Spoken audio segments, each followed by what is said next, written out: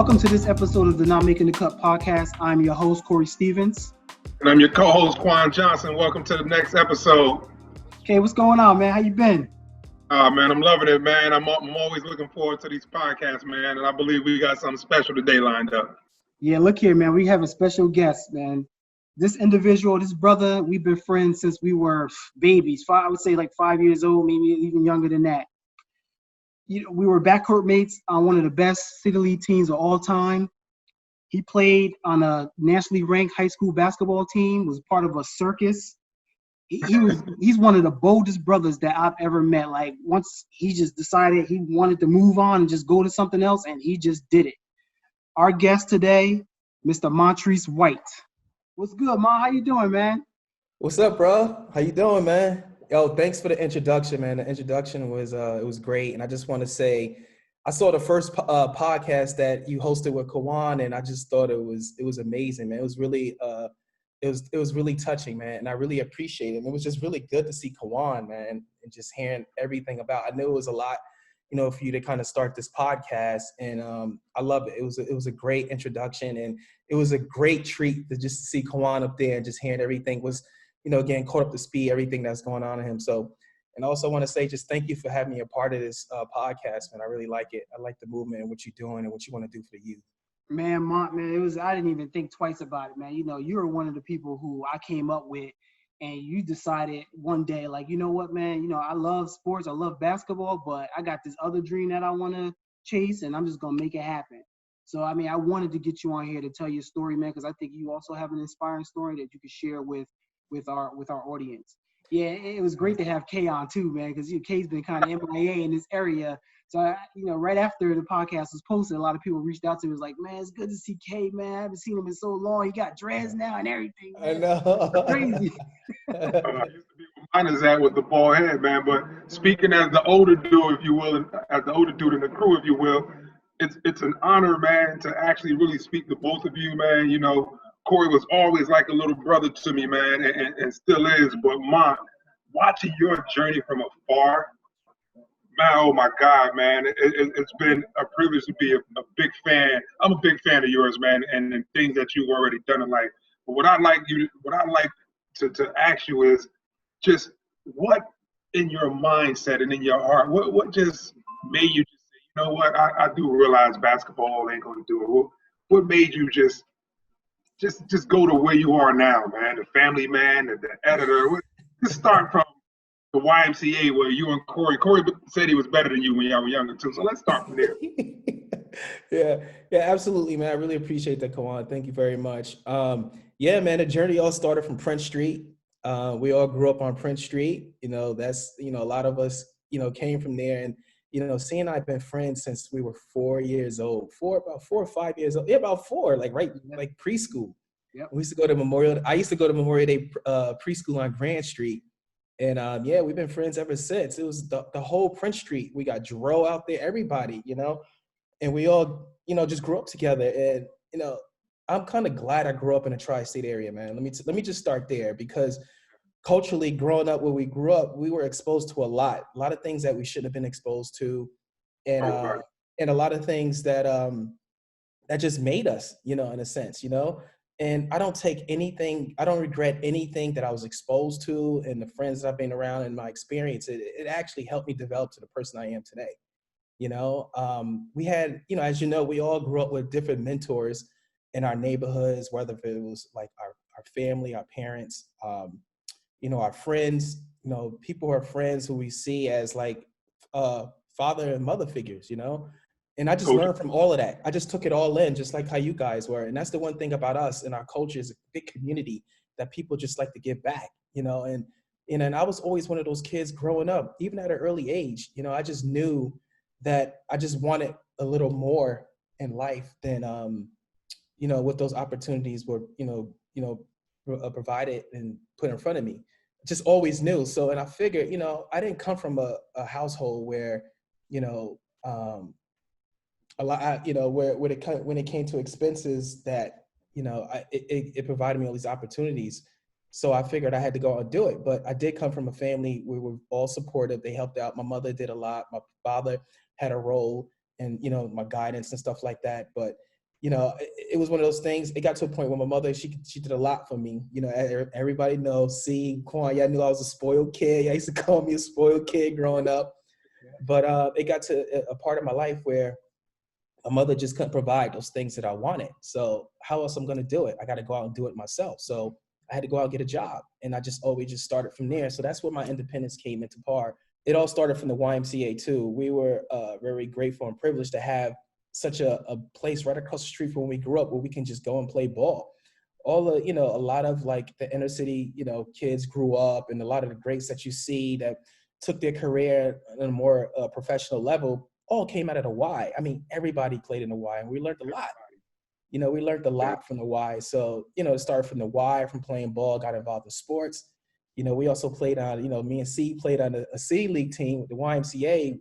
We had the top team. C and I were like the backcourt, Who was our coach then? Who was the coach for that team? Lucky. Man, man. Lucky. I miss. Oh, I'm sorry. Let me take it back a little for Midget League from Coach Boo and Coach Wallace. Yeah, I forgot. I'm sorry. I start from there. Midget League. Then we went to, what was it? Junior lightweight? Junior lightweight, yep. Junior lightweight. And then that's when Lucky. I'm sorry. Big shout out to Coach Boo. Big shout out to Coach Wallace. Thanks. We had a lot of people on our team too that we did pretty well as well. Rest in peace, Lucky, man. Lucky was a powerful individual. Like, he was in stature, like he was a huge dude. And I'll never forget when we had it was our junior lightweight year, and we were scrimmaging a team in the YMCA.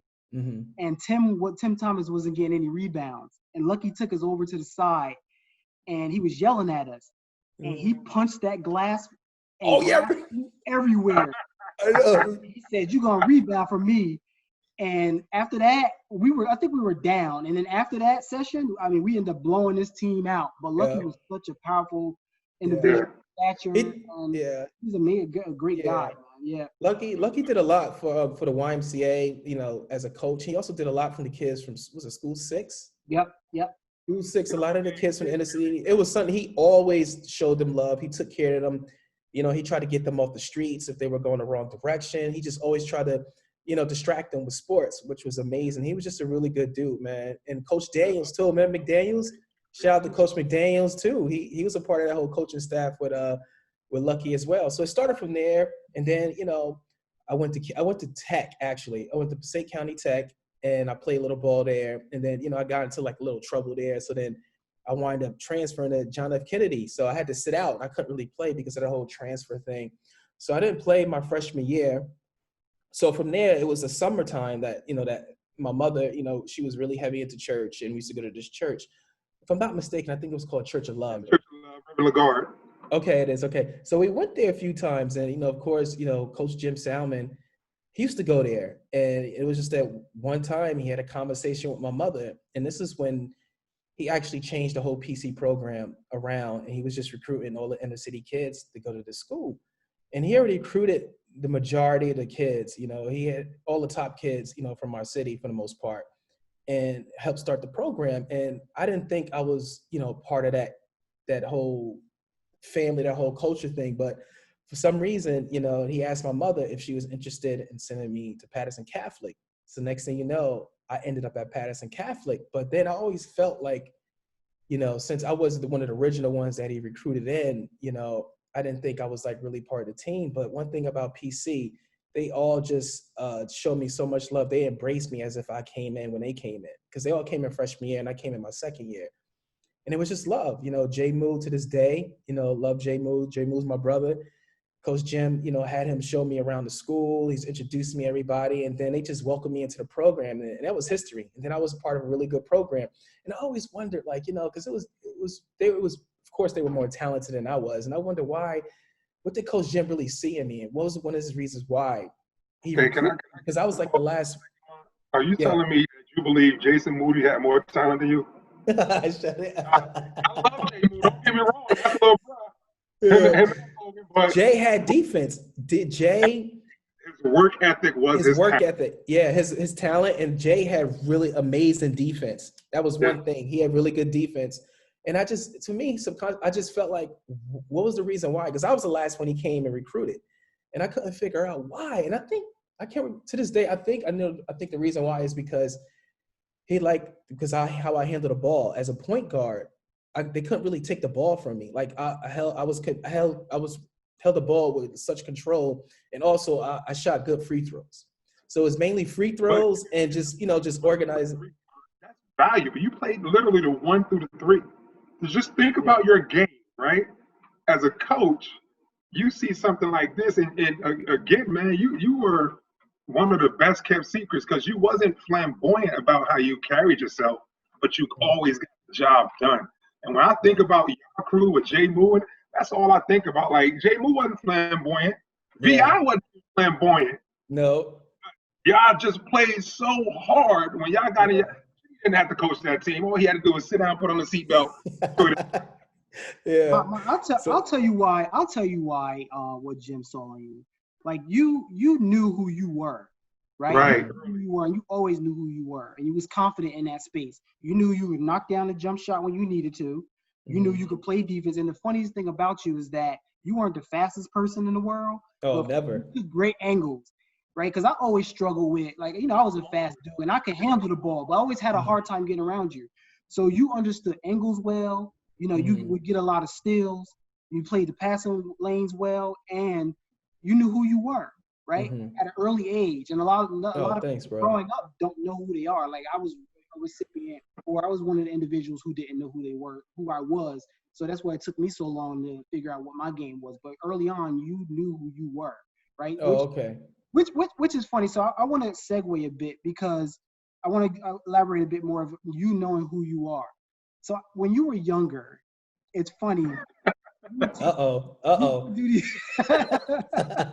always you always wanted a role or career that had to do with being in front of the camera or some Hollywood type role, right? So I remember early on, I think we were like 7, 8 years old. You would take these modeling pictures by the church across the street from the house with your S curl. I kept saying curl. You corrected me with your S curl. So you always wanted a career either in Hollywood again or in front of the camera. So you knew at an early age, like that's the space that you wanted to be in, and you followed that throughout your life. So I want you to talk a little bit about like early on when you were inspiring to be in front of the camera, but how you transitioned into where you are today in terms of your career. Okay, yeah, absolutely. So as far as like the whole modeling thing, that kind of fell in my lap because at the time my dad used to date this woman where her daughter used to model in New York City. So we used to go sometime, and I guess one of the agency noticed my face, and they just like, are you interested in having your son model? And I wasn't into that. I was just we were young. I was into playing sports, but modeling, it was something different. And I knew it can lead to like commercials, acting, and I was just open to it. So I said, yeah. So they had a photographer come out, take pictures, and I became part of this model agency. I actually used to model in New York City. I don't know if you guys knew, but I used to model. I used to do runway in the Waldorf Astoria in New York City. Kind of fast forward past there. I kind of always knew in the back of my mind, always like the finest things in life. I don't know what it was. It's a lifestyle thing. I like to experience. Nothing I wrong like with that, man. Oh, thanks, man. I like to experience going out and enjoying a meal, the different ethnic foods and how it's prepared. And I like to go travel around the world, and I like to stay in certain hotels and experience the experience that they have. That I've always been like that in my mind. I always wanted those things. So I figured if I wanted, I had to go do it myself. So I always had that drive from that moment, and I just started applying it to my life. I want to talk a little bit more about like the trials and tribulations that you face, right? Because you talking now sounds like it just happened, right? You just woke up one day, you wanted to be, you went to inside, worked that NBA inside stuff. You went to California, now you're Yeah. doing what you do now. We'll get into that later on. But I want to talk a little bit about from when you went out to California and you came back and you did those that time at William Patterson, and then Oh you yeah, I could get it. finished school, and then you said, you know what? I'm gonna go chase my dreams. So let's talk a little bit about that time period in your life when you were, still in school at William Patterson, but you knew in the back of your mind that you wanted to get back out to California. Because I would say, honestly, that for me, that was one of the best times of my life when you came back from California, because that was the time when we were going to the rink. Yeah. That was when you got your car. You know, we were going back and forth to New York. We Like did a lot together. we did a lot together. So We I always want we. no, Go ahead. I'm sorry. Go ahead. I was gonna say, so I want to talk a little bit about the trials and tribulations you faced in that time period, because I think that was a really important time in your life when Yeah. you decided that you wanted to chase your dreams in California. Yeah. That's a good question. See, wow, that was a really good one. Because just in that one question, so much has happened in my life, and it was definitely a turning point for me on just being responsible, becoming a man, and figure out what I want to do in life at that moment, literally. So basically, just to kind of get you up to speed, you know, after I graduated from Patterson Catholic, like we were just saying, like, in this whole podcast is about not making a cut.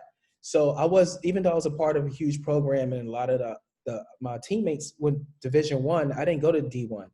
So I went to JUCO, and back then JUCO was huge, where you go to JUCO, do 2 years, and you go to D1 and you go to NBA. That's the whole basically mindset that people want to do. That's Kawan. So yeah, A blueprint.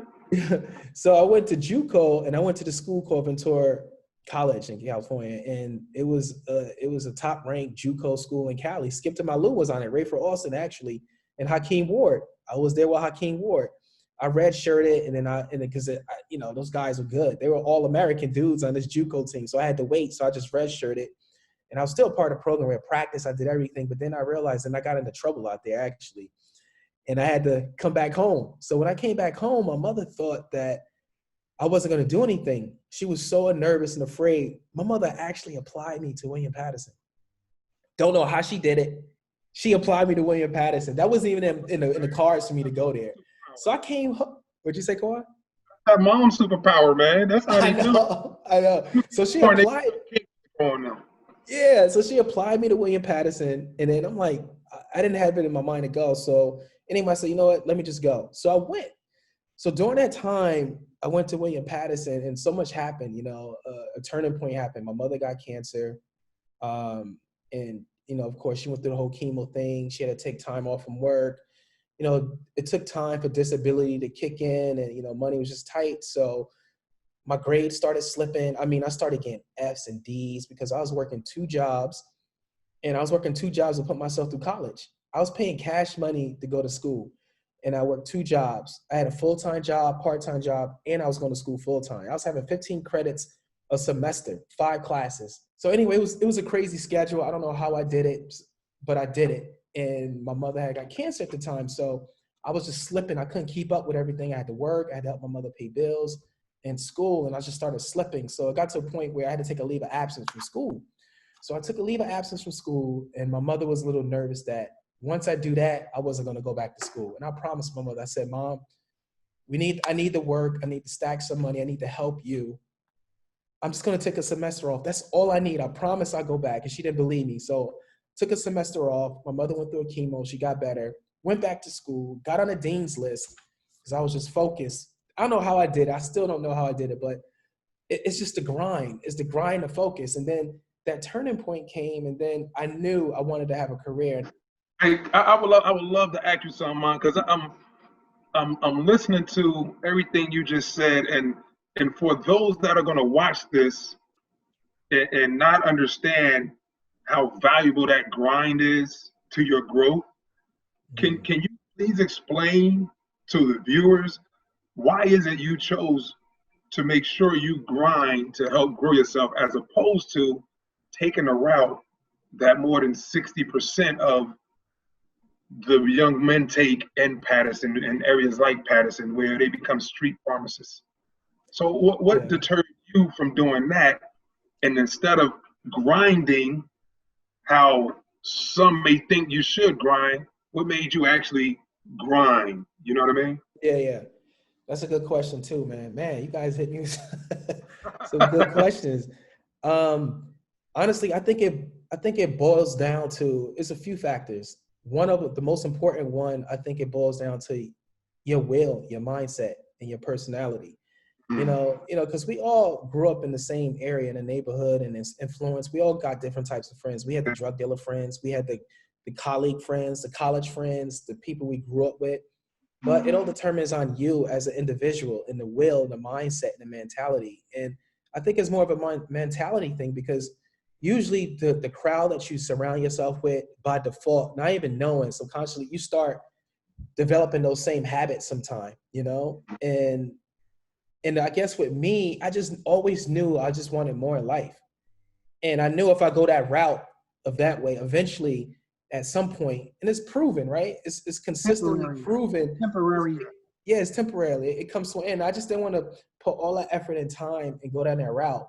So I think it was just me, my will and my mentality. I just always wanted more than what anyone can give me. And that's what helped me along the way. And I also was exposed to a lot. You know, going to college is not for everybody. And I'm gonna say this now: you don't have to go to college to be successful. Right, you don't. right. You really don't. Right. You know what I'm saying? And C is a proven factor. We could talk. I haven't even got to my brother C, man. Like, which I'm extremely proud of. But I just feel like you just got to surround yourself with a certain type of circle. But when me going to college, I got exposed to different things because I grew up in a predominant Spanish, African American, Caribbean community, right?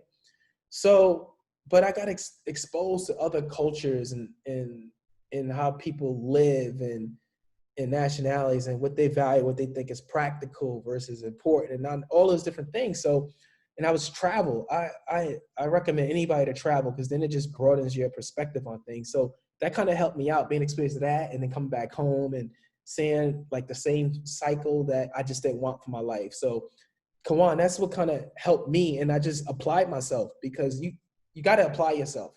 You can't expect to just be given to you all the time, you know? I just looked at the cards that I had in front of me. I looked at the pros and cons, and I also looked at like where I wanted to be and what do I need to get to that place? What are the steps? And that's what I did. You know? That's deep, brother. Let me give you your just due, because I don't think I've ever told you this, but me having a front seat to that experience with you, knowing that you were working 2 jobs and going to college, and how you by no means wanted that street life, help inspired me, right? You are always my North Star, I would say, right? So what you were doing parallel to what I was doing with my life, inspired me to be like you, right? Oh man. No joke. I think I've said this to one other person before, and they laughed at me. It's like, really? I said, yes. Like Monty, watching Monty and seeing what he did, because you are one of the most boldest individuals like I've ever met in my entire life, right? So I'll tell a little funny story really quick to just tell you how bold Monty was. So I was a kid in the neighborhood who, no one believes this, but I was a neighborhood bully. Let's be honest here, right? So at the peak of my maniacness, right, wanted a kiss from a girl in the neighborhood, but the girl told Monty, if you pee on Corey's sweater, you can have a kiss. Right? I left my sweater somewhere. I was out playing, and Monty took my sweater and he peed on my sweater, and I guess he got his kiss or whatever he wanted. But I remember looking for him, and Monty said, I'm gonna get that, and I don't care what he got. So that was bold move number 1, and obviously bold move number 2 was him packing him stuff one day and just saying, I'm going to follow my dreams in California. So part of this podcast is that I want to pay homage to people who, inspire me throughout my life, and you are one of those individuals. So I just want to thank you for all your hard work that you put in, because I was in the front seat watching it the whole way. So thank you. Oh, thanks, bro. I really appreciate that, man. And I've watched from afar too, man. You, like I said, man, nothing was handed to you. See, man, yeah, like what you said in your first podcast, that introduction, I knew all of that, and I know I was surprised. I have to say, I'm gonna be honest. I was surprised you said that, and I know it probably took a lot, because you're a very private dude. You're a private dude. You don't share too much, and you've always been that way. So the fact that you were vulnerable like that says a lot of growth and what you were really, to get out and everything. And I've watched what you've done. Everything you've done wasn't handed to you, man. And I'm extremely proud of you, happy for you and your family, your kids, and everything you have, man. It was well deserved, man. And I love you. And we had an amazing childhood together. Yeah, right? We had an amazing child. We all had a good time. Even like what Kawan was saying, like with his father, man. I love Milt, man. Milt was like, I remember you said one thing in the podcast, like, you know, sometimes he would treat other kids as if he was a family over, you know, more of a parent to you.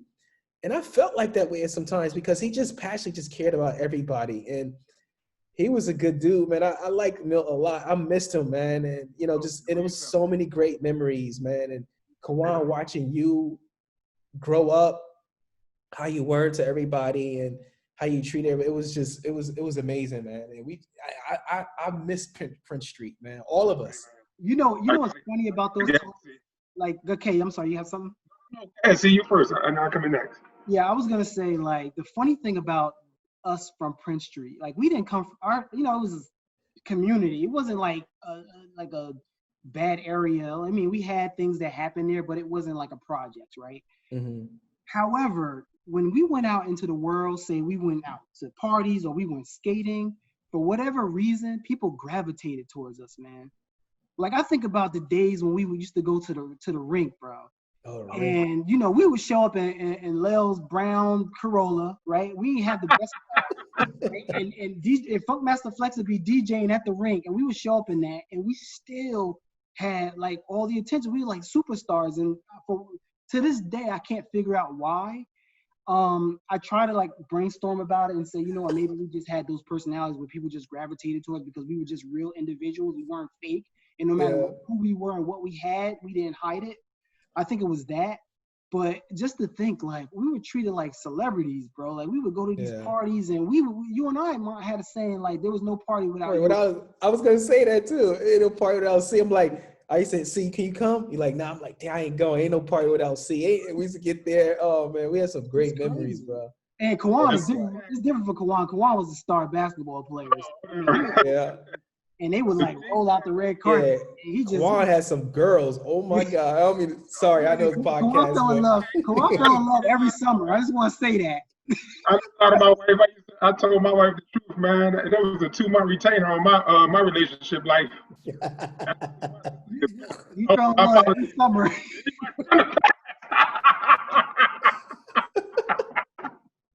Oh my God. Hey, I'm gonna tell you what it was though, CMI.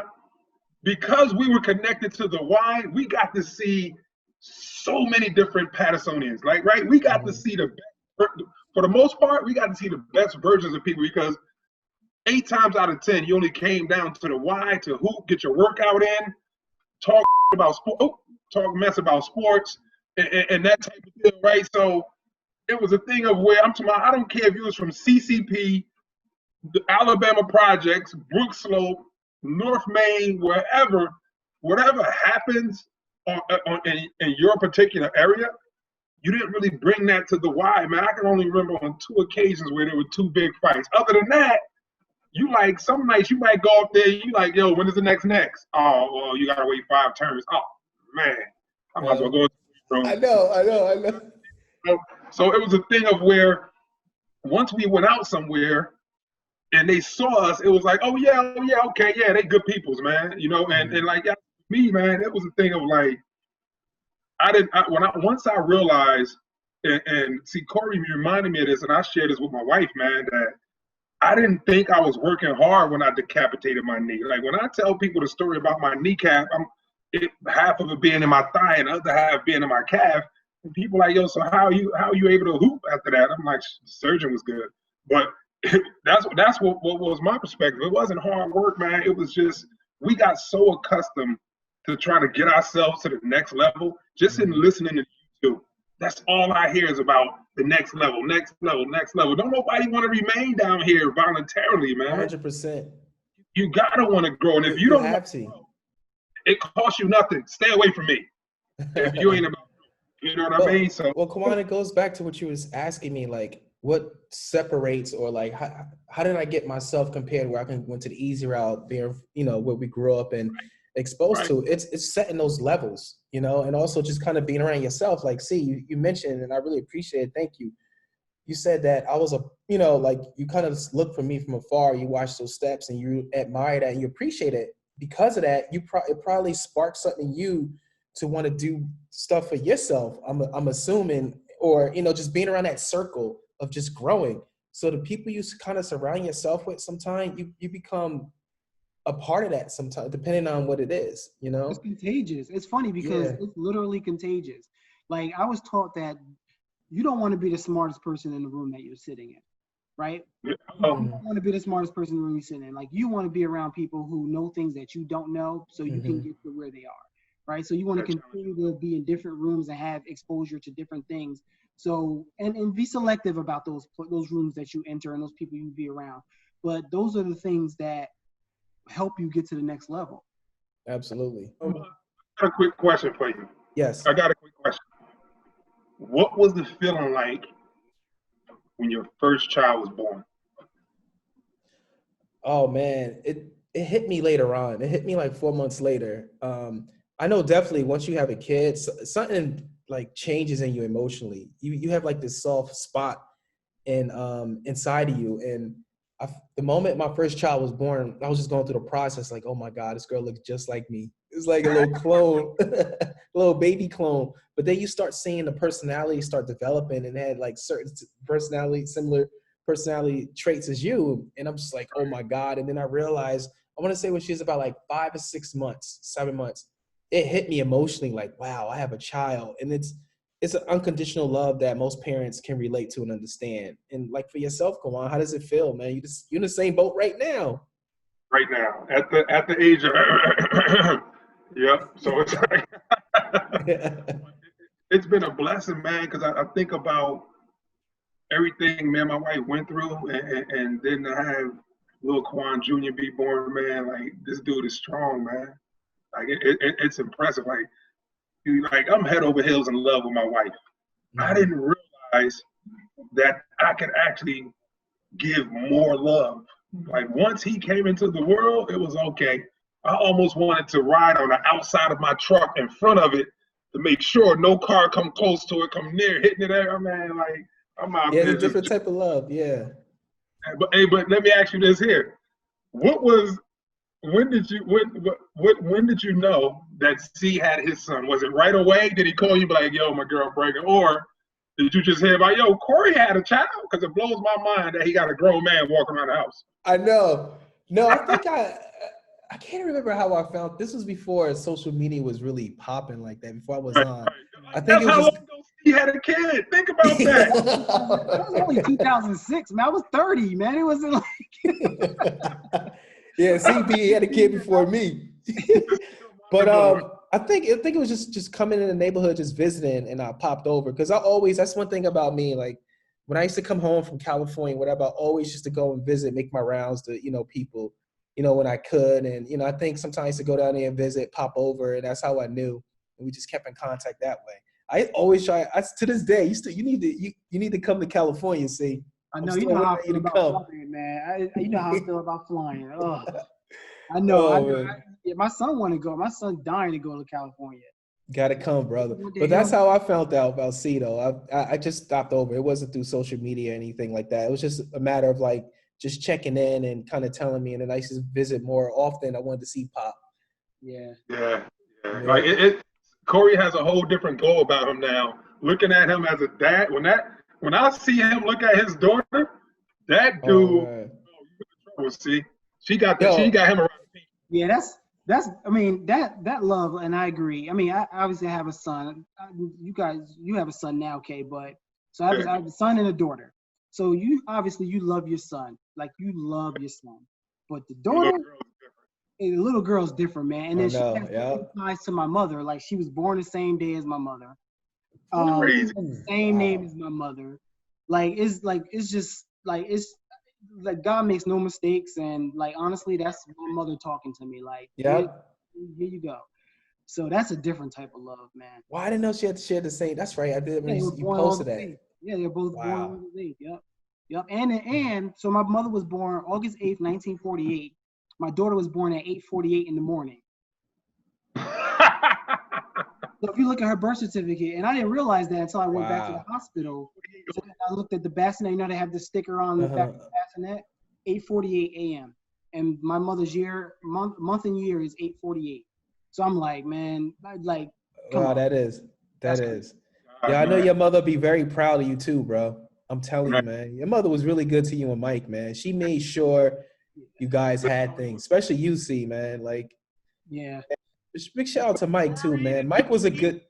What was that? Corey, did you eat? That's Miss Tony in the back. Corey, Yeah, you better eat before you go outside. yeah, Yeah, Hell man. yeah. Yeah. And big shout out to Mike too, man. Mike was a good big brother and a good dude, man. I love Mike. Mike was a good dude, man. He was all the stuff you guys said in a podcast about Mike and what he's done for you, come on, without people knowing. Mike was truly just a genuine dude, man. Mike has swag too. I learned my swag early on from your brother. Like early, with Panama Jack and Ocean Pacific with Reeboks. Like your brother, I learned all that from Mike. In a Maximum, I'm like, yo, and he pulled up in a Maximum. It was nice wheels on it. There, you couldn't tell me it wasn't a BMW and everything. I ain't know no better, but I'm just like, yo. Yeah, I'm gonna hit y'all with something that's y'all gonna be like, whoa. So y'all seen Paid in Full? Y'all seen Paid in Full? Yeah. So what was my man name who was leading the thing? He would tuck his chin in. I know exactly what you're talking about. That was Mike. Exactly. Mike wasn't super flashy. He didn't want everybody to know what was going on with him. He had his stuff, but he was kind of like the background dude, but was running in the background. Yeah. So, yeah, that was him.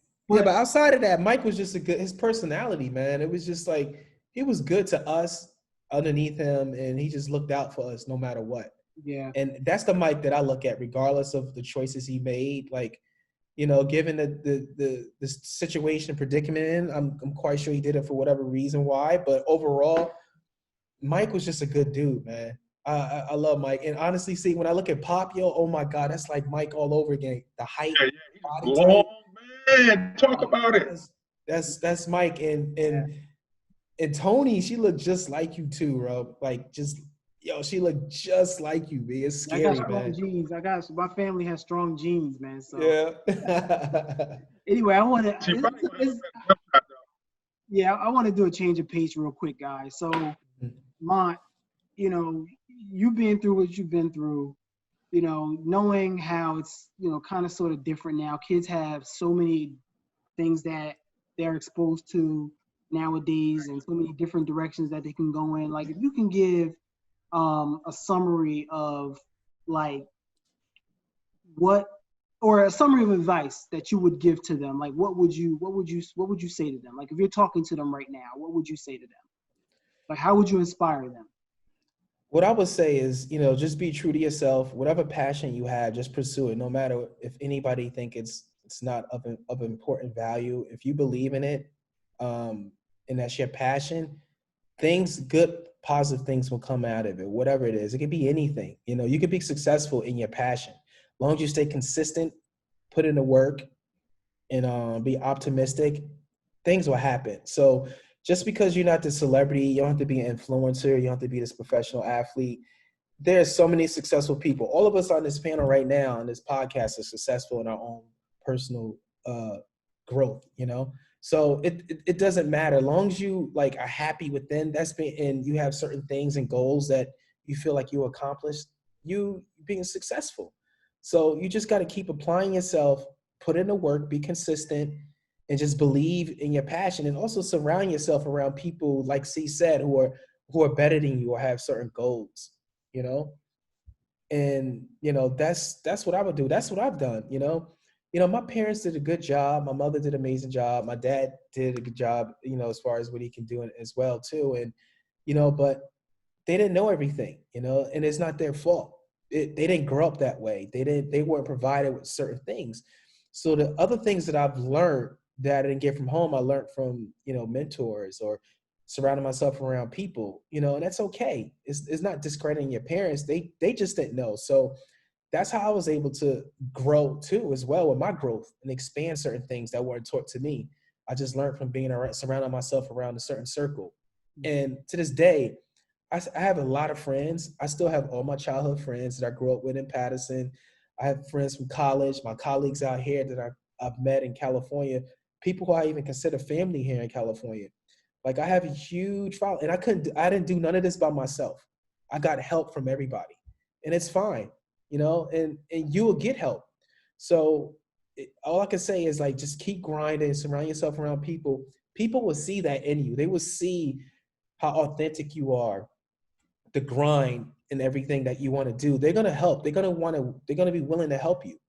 And that's when, you know, things will really start turning for you. That's what happened with me. When I moved to California, I got help from everybody here, like everybody who, you know, who I encounter with helped me at some point. And I'm forever grateful for that. And I'm still remain friends with all of them. And I think all this overall is a depends on you as a person. How much personal growth you want to have, number one. Number two, you have to have some self-reflection too of yourself. You know, you can't want to blame people all the time for chances or opportunities. You got to go get it. Like no one gave C anything. He didn't blame anybody. Just like he said in this podcast, like the woman when he was modeling, you know, wanted to, they couldn't pay him. He said, I don't need that. Just help me with my resume. That's what he asked. He didn't ask for money, a resume. That was next level thinking. Exactly. So you see what a mentality is? It's like and people are willing to help, and then other doors or avenues are open up for you. And Kawan, you too. Yeah. And like with Kawan as well, like, you know, his grind, his passion, his work ethic of hard work, not stopping, just kept pushing. I don't know how you did it, Kawan, like with your work ethic. I don't know if it was something like you kind of mentioned it, I guess, like your upbringing, which you was exposed to and what kept you going. But still, even though you had that, you have to have that will to continue to keep going, and you didn't stop. So all that with being said comes from a place where you just have to have that mentality and mindset for anything you do. Now, I'm happy you brought up that village mentality, because like people don't understand. They associate being helped with weakness, right? Right. Everybody, especially with black men and black kids, like we want to power our way through everything, right? We feel like we got to do everything by ourselves. We can't ask people for help. Like that's just the way we're built. Like we're built to be resilient. Mm-hmm. And you know, no one does it alone, man. Nobody does it alone, right? Nobody. We all need help from somebody. You know, that's one of the things that, you know, I lost in my adult life. Like, you know, when I was 19 years old, I realized that I needed somebody to do my resume. But after that point, you know, I started to, you know, you guys mentioned I'm a private guy. So I took all my baggage and I put it in a backpack, and I carried that until where I am now. And now I realize that I need support in order to get to the next level. Like I feel like I've maximized on my individual work ethic, and now I need people to help me out. So please, brothers and sisters out there, do not associate being helped with a handicap or crutch. Like everybody needs support from somebody. So 100%. And seek it out. Yeah. 100%. And also too, like I want to do better with just kind of giving back. I want to be more involved with things. So seeing Kawan, if you guys start really doing things within the community, and I want to be a part of that at some level, even if I'm from afar, anything I could just kind of give back. I want to be a part of it, because we all need help, man. Like everybody needs help to get to certain, and it's okay. You know, all that stuff is okay, you know? So I definitely want to be a part of that. And I would love just to see people succeed. I get a lot of gratification from seeing that, you know, just helping others and seeing people happy. That's why I enjoy training, man. To watch, I don't care if it's from elementary, high school, collegiate to the pro level, man. Watching and seeing young people evolve to better versions of themselves, I can't even explain that feeling, man, of just happiness, right? But before we let you go, I have a huge question, because I really wanted to ask this earlier, but I wanted to allow us to get into the meat of some of this stuff, man. Can you please share with the audience? Can you please share with them some of the movies that you have been able to edit? Because you know, I have some family that's aware, so it's driving my niece crazy. She's dying to meet you and say hi to you again, because she's really right. So go ahead and share with the audience. Put that ice cream on top of the cake. Oh, okay. Oh, thanks, man. Yeah, so I've been a part of a few movies. I work on feature films in Hollywood, and I work in editorial. And in editorial, on the big movies that you see on the screen, it requires a lot of people to be a part to make that movie come to life on screen. So many people are role, and it's not just me editing, you know, being a part of that process. It's a handful of us on that project. But the movies that I've worked on in editorial editing was my first movie was Not Another Teen Movie. This was in 2001. So I've been in the game for almost 20 years. So 2001 was my first movie. It was a teenage spoof about like the different movies, comedy movies from the 80s. They did a spoof about it. And one of the lead actors in it was Chris Evans, who actually plays Captain America through the Marvel movies. That was one of his first movies that I worked with him too on. So I worked on that. Then I worked on the first few Spider-Mans. I worked on Spider-Man 1 with Tobey Maguire, 2, and 3. Then I worked on The Legend of Zorro with Antonio Banderas and Catherine Zeta-Jones. Then I worked on Adam Sandler movies, which I'm a friend of Adam Sandler. Real cool dude. He could ball too. Adam Sandler could ball. So I worked heard with he this, shoot it. yeah. So I worked in this movie called Deuce Bigelow 2, European Gigolo with Rob Schneider. I worked with Rob. He's a funny dude. He's a funny guy. Then I worked in this movie, another movie with him called The Hot Chick, where he transformed, he switched bodies. It's almost like the movie Big with Tom Hanks, where he Right. switched bodies with this other girl. I think her name was Rachel McAdams. There's another, she's a big actress. That was her first movie I worked with her on. And then I worked on the other Spider-Man movies that currently now with Marvel. I worked with Tom Holland. I worked on Spider-Man Homecoming. And Right. then I just finished like a year ago. I was in London. I was there for 3 months. We were shooting there on location. We shot in London, Prague, and Italy. And I was Spider-Man Far From Home with Mysterio. So I worked on that. And I also worked on Ant-Man and the Wasp, another Marvel movie. I worked on a few Marvel movies. So yeah, and right now I'm currently working on this movie called Morbius. It's another Marvel movie, but it's not associated with Marvel. It's like Sony, but it's like rights. It's like a Marvel. It's part of the Spider-Man universe, and that stars with Jared Leto. So All right, yeah, we're so not that's getting you ready what I'm to doing. talk about anything you're not supposed to talk about. All right, but yo, Mont, man, like I just want you to think about the just the irony, right? Coming from where you grew up to literally being a part of the superhero era. You know what I mean? Like, think Yeah, about it's crazy. It really is crazy, Kawan. Like, I mean, even to this day, even though I've been doing it for a while, I still stay in the back of my mind, like, wow, I can't believe I'm just a kid from Patterson. Who would have thought the stuff that I see in the screen? We used to go to the Fadian movies and watch, but I'm actually working on now. I'm in meetings with these people that are on TV. I'm at their homes. They invite me to events, social gatherings, and I still just soak it up every day. Like, I'm extremely blessed, man. I'm grateful, and I just can't believe it. To this day, I still can't believe that I'm able to work on movies, man. And I'm forever grateful for the people that I work with, the opportunities they've given me, and they trust me. And I had great experience with all the movies I worked on, and the crew. The crew is amazing that I work with. We're all friends. I'm still friends with most of them now, if in all of them. And it's just a great experience, man. I just still like pinch myself. Yeah, it's surreal. That's amazing. Like everything that people, you always hear these sayings like put in the work and you can do it. It's actually true, man. true. This Yo, feels like a cliche, but it's true. I just want to say this, man. Like, if you watch this second episode with Monty and his story hasn't inspired you, I suggest you go to the hospital and check your blood pressure because something's Come on, thank you, man. See, man, thank you so much for having me on here. I really appreciate it, man. And it's been an honor, man. See, seriously, man, thank you for even thinking about me, man. I love you, man. And I love when you things too. get back to normal with this COVID, man, we got to all get together with our family. We got even got to shoot out and fly to see Kawan and hang out. Yeah. Oh, See his little man grow. Acreage, come on out, pick watermelons with me, guys. Now, Mom, thanks for being on, man. And I want to leave us all with this. Like, we are living in unprecedented times, right? You know, there's COVID. You know, our politics are failing us. Like, I want people to go out and vote, right? I mean, we got to take control. Like, we got to get out there and we got to vote.